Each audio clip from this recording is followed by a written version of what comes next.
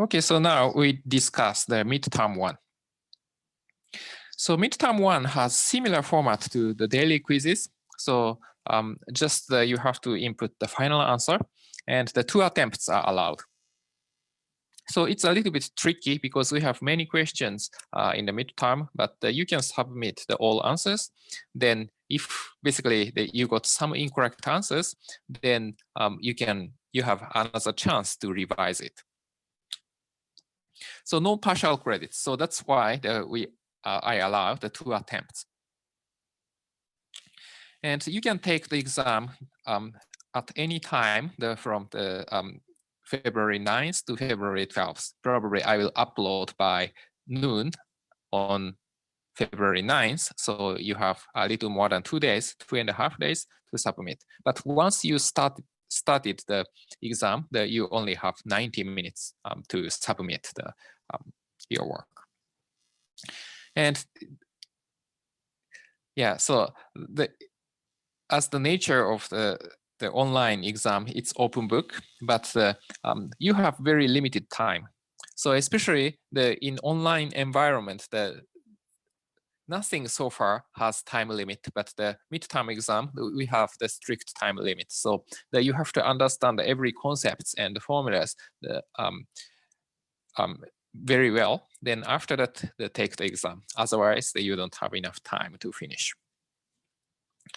And you have 5 large questions. So it's similar to the 5 daily quizzes, maybe slightly more difficult in terms of the level of the complexity of questions, and the sum of which consists of the 2 small questions.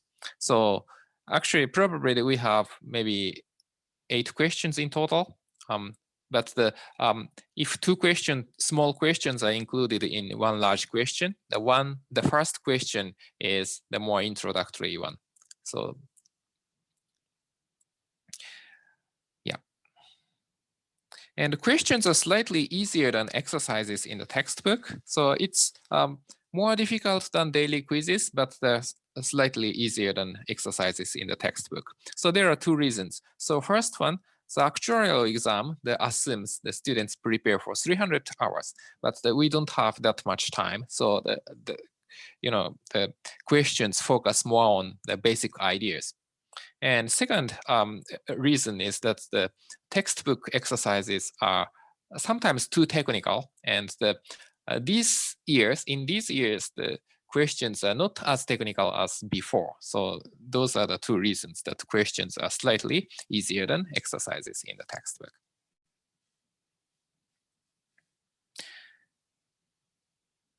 Yeah. And materials covered in the midterm one are chapter 1 to 3 and limited to materials covered in class. And some important topics, the force of interest. Force of interest is in the chapter 1, that is in chapter 1B, or yeah, 1B to 1E. And the equivalent rates is 1H, I think the 1H. Yep.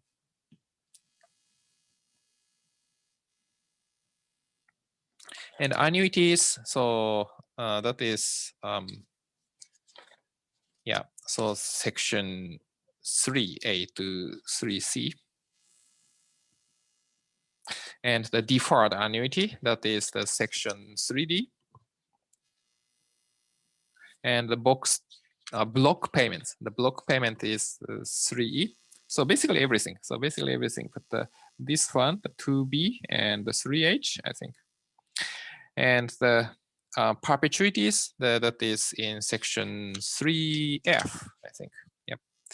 And the varying interest, that was just covered today. So 3H. So basically everything, but just I would like to refresh your memory about what we have learned.